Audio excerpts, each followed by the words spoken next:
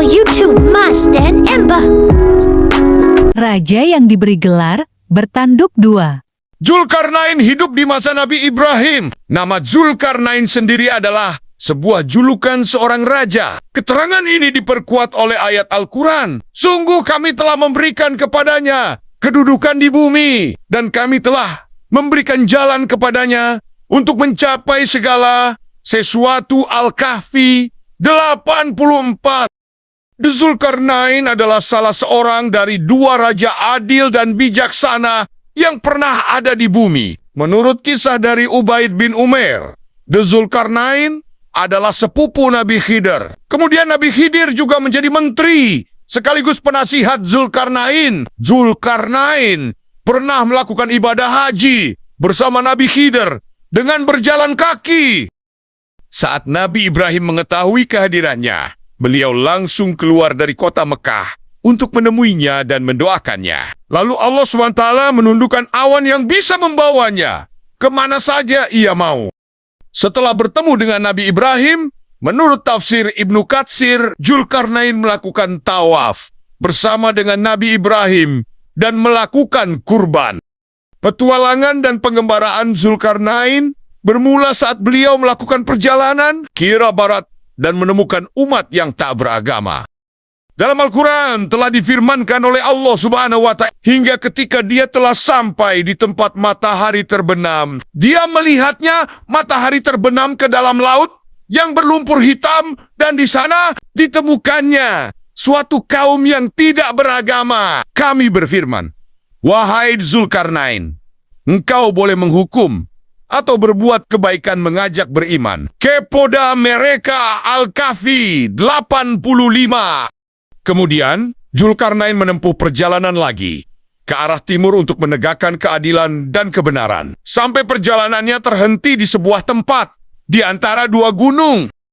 Tempat yang dimaksudkan ini menurut riwayat Ibnu Abbas, yaitu Armenia dan Azerbaijan. Namun, sayangnya, meskipun banyak pendapat soal tempat di mana dua gunung ini berasal, masih tetap memiliki banyak bukti yang kurang kuat. Lalu, saat Zulkarnain menginjakan kakinya di sana, ia didatangi oleh salah satu kaum yang tidak dimengerti bahasanya. Sesuai firman Allah, hingga ketika ia sampai di antara dua gunung, didapatinya di belakang kedua gunung itu suatu kaum yang hampir tidak memahami pembicaraan. Al-Kahfi 93. Kaum ini mendatangi Zulkarnain karena mereka tahu kalau Zulkarnain adalah seorang raja atas izin Allah Subhanahu wa Ta'ala. Zulkarnain diberikan kelebihan untuk bisa berkomunikasi kepada kaum ini. Kaum ini kemudian berkata kepada Zulkarnain, wahai Zulkarnain, sesungguhnya Yajuj Majuj itu makhluk yang berbuat kerusakan di bumi. Maka bolehkah kami membayarmu imbalan agar engkau membuatkan dinding penghalang antara kami dan mereka? Al-Kahfi 94. Kemudian Zulkarnain berkata, apa yang dianugerahkan Tuhan kepadaku lebih baik daripada imbalanmu. Maka bantulah aku dengan kekuatan agar dapat membuatkan dinding penghalang antara kamu dan mereka. Al-Kahfi 95. Zulkarnain pun membuatkan sebuah dinding yang berbahan sebuah besi. Berilah aku potongan-potongan besi, hingga ketika potongan besi itu telah terpasang sama rata dengan kedua puncak gunung itu, dia Zulkarnain berkata, tiuplah api itu. Ketika besi itu sudah menjadi merah seperti api, dia pun berkata, berilah aku tembaga yang mendidih, agar kutuangkan ke atasnya besi panas itu. Al-Kahfi 96. Setelah dinding jadi, Zulkarnain memberikan peringatan kepada kaum tadi bahwa dinding yang dibuat itu merupakan sebuah rahmat yang diberikan oleh Allah Subhanahu wa Ta'ala, dan suatu saat akan hancur ketika Allah Subhanahu wa Ta'ala menghendakinya. Majuj pun tak bisa mengganggu lagi karena tingginya benteng yang dibuat melebihi ukuran tubuh Yajuj Majuj sendiri. Diriwayatkan oleh A.T.S. Solabi dari Ali bahwa Zulkarnain berjalan di atas bumi kembali atau menempuh perjalanan kembali untuk datang ke sebuah tempat Allah Subhanahu wa Ta'ala. mewakilkan seorang malaikat yang bernama Israfil atau Rofail kepadanya untuk menemani perjalanannya. Di tengah perjalanan mereka berbincang-bincang. Zulkarnain berkata kepada malaikat Israfil, "Wahai Israfil, ceritakan kepadaku tentang ibadah para malaikat di langit." Lalu malaikat Israfil menjawab, "Ibadah para malaikat di langit diantaranya ada yang berdiri, tidak mengangkat kepalanya selama-lamanya. Dan ada pula yang rukuk selama-lamanya." Lalu Zulkarnain menjawab, "Alangkah senangnya jika aku hidup bertahun-tahun untuk beribadah kepada Allah." Malaikat Israfil pun menjelaskan kepada Zulkarnain tentang Ain, ayat air kehidupan. Air kehidupan ini merupakan sebuah air yang apabila seseorang meminumnya maka ia tidak akan mati, kecuali Allah menghendakinya untuk mati. Air kehidupan ini ada di bagian bumi yang gelap. Tertariklah Zulkarnain atas apa yang malaikat Israfil terangkan kepadanya. Zulkarnain pun mengumpulkan beberapa alim ulama pada zaman itu dan bertanya, "Di manakah tempat bumi gelap itu?" Seseorang dari alim ulama itu menjawab, "Di tempat keluarnya matahari." Zulkarnain pun bersiap-siap untuk pergi ke tempat yang disebutkan tadi. Beliau menyiapkan 1.000 kuda betina perawan dan memilih 6.000 orang tentaranya yang cendekiawan dan ahli mencambuk. Salah satunya yang terpilih adalah menterinya sendiri, yaitu Nabi Khidir. Perjalanan mereka menjumpai matahari, yaitu ke arah kiblat barat. Selama 12 tahun perjalanan, mereka tidak berhenti sama sekali, sehingga sampai di tepi bumi yang gelap itu. Dan ternyata gelapnya itu memancar seperti asap, bukan seperti gelapnya malam. Saat Zulkarnain akan masuk ke tempat yang gelap itu, seorang cendekiawan dan pasukannya mencegah Zulkarnain. "Wahai Raja, sesungguhnya roja-roja terdahulu tidak ada yang pernah memasukinya, karena tempat ini sungguh berbahaya." Kemudian Zulkarnain pun menjawab, "Kita harus memasukinya, tidak boleh tidak." Zulkarnain pun masuk dan berkata kepada pasukannya, "Diamlah, tunggulah kalian di tempat ini selama 12 tahun. Jika setelah 12 tahun aku datang kepada kalian, maka kedatanganku dan penungguan kalian adalah baik. Dan jika aku tidak datang kepada kalian, maka pulanglah ke negeri asal kalian." Zulkarnain pun bertanya kepada malaikat Israfil, "Apakah kita bisa melihat kawan kita dalam kegelapan ini?" Malaikat pun menjawab, "Tidak bisa, akan tetapi aku akan memberimu sebuah merjan atau mutiara. Jika merjan itu di atas bumi, maka mutiaranya akan menjerit dengan keras, sehingga kawan kalian yang tersesat di jalan bisa kembali kepada kalian." Di tempat itu, mereka melakukan pencarian selama 18 hari. Kemudian ketika mereka semua sibuk mencari, Allah Subhanahu wa Ta'ala memberikan wahyu kepada Nabi Khidir tentang keberadaan air kehidupan itu. Sesungguhnya Ainal Hayat itu berada di sebelah kanan jurang. Setelah mendengar wahyu itu, Nabi Khidir berkata kepada Zulkarnain dan pasukannya, "Berhentilah kalian di tempat kalian masing-masing. Janganlah kalian meninggalkan tempat kalian, sehingga aku datang pada kalian." Nabi Khidir pun menghampiri jurang yang diwahyukan oleh Allah Subhanahu wa Ta'ala. Kemudian Nabi Khidir turun dari kudanya, melepas pakaiannya, dan turun ke Ainal Hayat tersebut. Setelah 40 hari berada di tempat itu, kemudian tiba-tiba muncul sebuah cahaya seperti kilat, dan cahaya itu terlihat oleh Zulkarnain. Cahaya itu berasal dari pasir yang berwarna merah, dan terdengarlah suara gemercik di kaki kuda. Lalu Zulkarnain bertanya kepada malaikat Rofail. Malaikat Rofail pun menjawab, "Gemercik ini adalah suara benda. Jika kau mengambilnya akan menyesal, dan jika tidak mengambilnya, kau akan menyesal."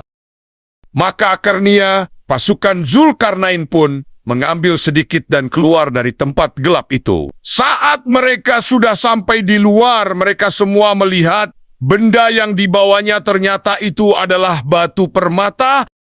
Maka pasukan yang mengambilnya pun menyesal karena mereka mengambil sedikit. Demikian juga dengan pasukan yang tidak mengambilnya. Mereka juga menyesal karena tidak mengambilnya.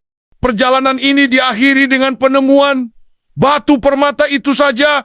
Belum ada yang tahu sampai sekarang di mana sebenarnya tempat yang didatangi oleh Zulkarnain ini. Hanya Allah yang tahu apa yang terjadi di zaman itu.